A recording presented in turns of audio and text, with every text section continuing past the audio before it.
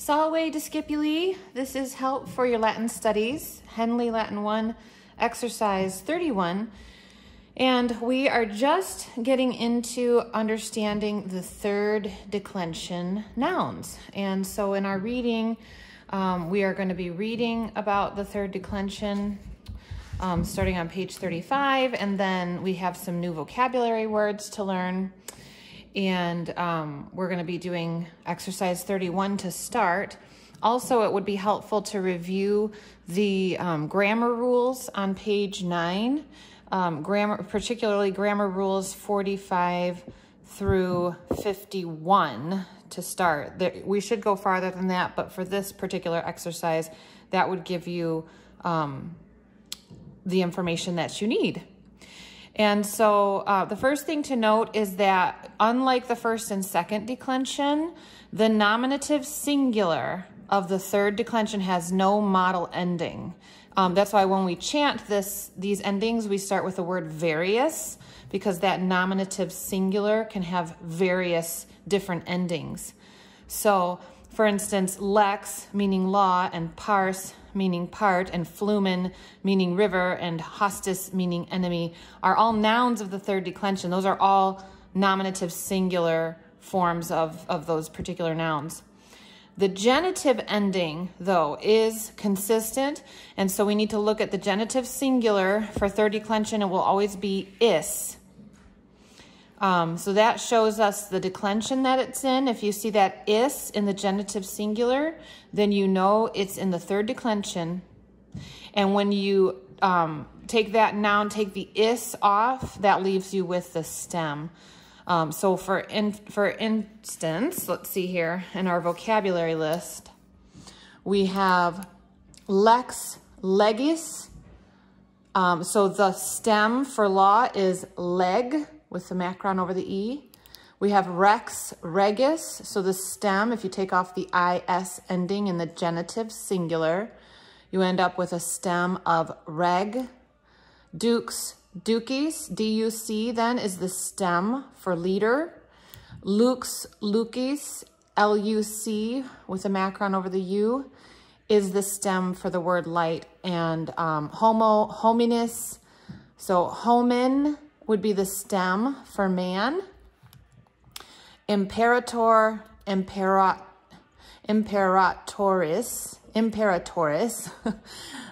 imperator would be the stem for commander-in-chief or general. And then we have veritas, veritatis.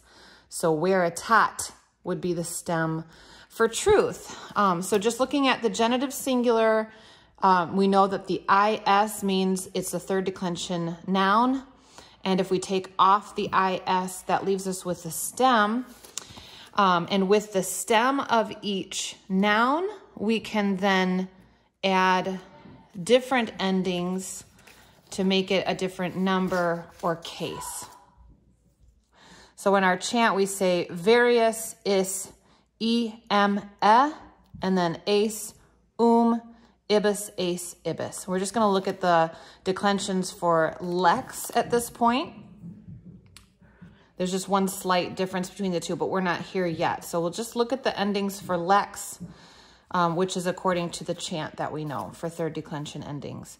So you would come to your stem by taking off the is of your noun in the genitive singular, and then add whatever ending you need to make it the case and number for your sentences. Okay, so with all of that in mind, going on in our grammar, we're learning that nouns, for gender, for understanding what gender a particular noun in the third declension is, because third declension nouns can be masculine, feminine, or neuter. So, and because they have so many different nominative singular endings, it's not always easy to know which is which. The number one thing to look for is if it names an individual male person or female person, the natural gender will always win. So miles, miletis is soldier, and of course in Roman times, soldiers were all men, and so that is a masculine noun. Mater, matrice means mother, and so that is an obvious feminine noun. But when the gender is not obvious, then we need to look at rules 49 to 52 to understand which gender the noun might be. Okay, so when it's not obviously masculine or feminine, then we need to look this way. If it ends in ER or it ends in OR, then it's a masculine noun. If it ends in S, O, or X, these are all the nominative singular ending. If the nominative singular ending is S, O, or X, then it's a feminine noun. And if the nominative singular ending is L, A, N, C, E, or T, then it is considered a neuter noun. And so that would be applied only if the gender of the noun is not obvious. All right, so then that brings us to exercise 31. Now that we know these things, we're going to look at each individual word, and it says to tell what forms they are. So I'm going to turn to our third declension noun endings in our grammar book. Again, I'm just going to follow for this exercise. I'm going to follow the endings in Lex, number 57 here.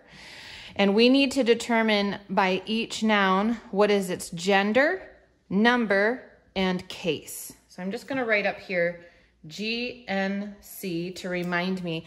Those are the things that I'm looking for. I'm looking for gender, number, case of each noun.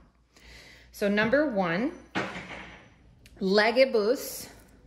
Okay, I'm looking at the stem leg, and if I look in my vocabulary, I see that lex legis means law. Okay, and the ending ibus in my noun declension, third declension noun endings is found here, plural dative ibus, and also plural ablative ibus. So I know that it is plural, and this particular form of the noun is either dative or ablative. And the last thing I need to figure out is whether it's masculine or feminine. The law is not obvious to me, is not obviously masculine or feminine, so I need to go back and review the other rules concerning gender in the third declension and see, okay, if the nominative singular ends in X, lex, then it's feminine. Okay, so my gender for legibus is feminine. The number is plural. And the case is dative or ablative. And it means, is translated the law. In the dative, to or for the law, laws, I'm sorry, because it's plural, to or for the laws, or it could be translated by, with, etc., whatever preposition you would put it with, the laws. So I'm just going to write here